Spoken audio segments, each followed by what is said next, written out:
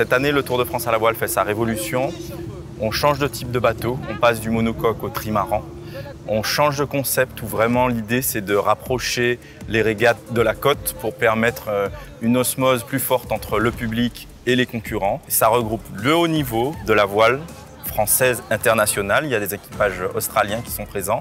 Et également donc un fort public avec un stade sur une plage qui permet aux spectateurs de voir de près ce qui se passera sur l'eau. L'organisateur, c'est ASO, qui est aussi l'organisateur du Tour de France cycliste, donc qui a repris cette épreuve il y a 3 ans. Et l'objectif, c'est d'en faire une épreuve aussi populaire que le Tour de France cycliste. Il y a une lisibilité importante avec la nouvelle version du Tour. L'objectif, je pense, inavoué, mais je pense qu'il voudrait avoir 1 million de passages.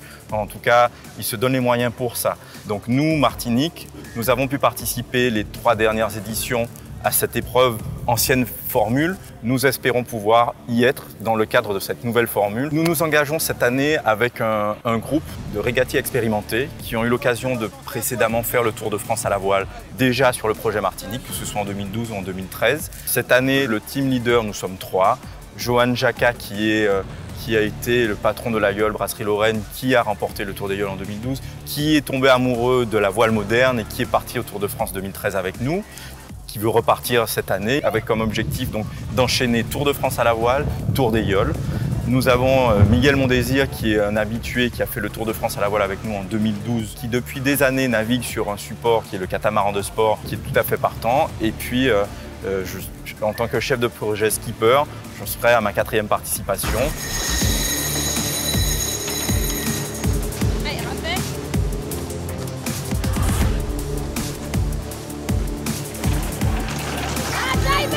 Le team Martinique sera composé de 10 personnes environ, 3 titulaires et puis on pense en mettre 2 remplaçants, donc 5 personnes. Un team à terre logistique qui sera composé d'autant de personnes.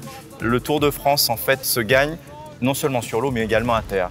Il y a une grosse logistique, c'est 8 villes, en économisant nos forces pour ce qui est des navigants et se reposer sur une équipe à terre sur laquelle on aura entièrement confiance, dont le rôle sera quotidiennement donc, de préparer le bateau, de réparer les bobos le soir, de démonter et de remonter entre les 2 villes. Et entre 2 villes, il peut y avoir juste une soirée. Donc autant nous, les régatiers, on va être sur l'eau la journée, autant l'équipe de logistique, il faut qu'elle soit performante et capable de travailler de nuit. On a identifié une équipe logistique potentielle.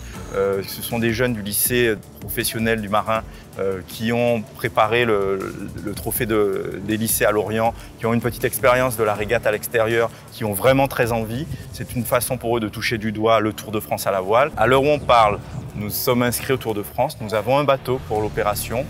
Il nous manque le fonctionnement pour un team de 10 personnes pendant 3 semaines. Il s'agit pour nous donc, de pouvoir se nourrir, de pouvoir se déplacer de ville en ville. Il faut déplacer un bateau, il faut déplacer un team. Il faut avoir quelques vêtements de navigation, des vêtements techniques. Vous êtes chef d'entreprise, vous souhaitez accompagner le type Martinique et associer votre entreprise à ce bel événement, contactez-nous.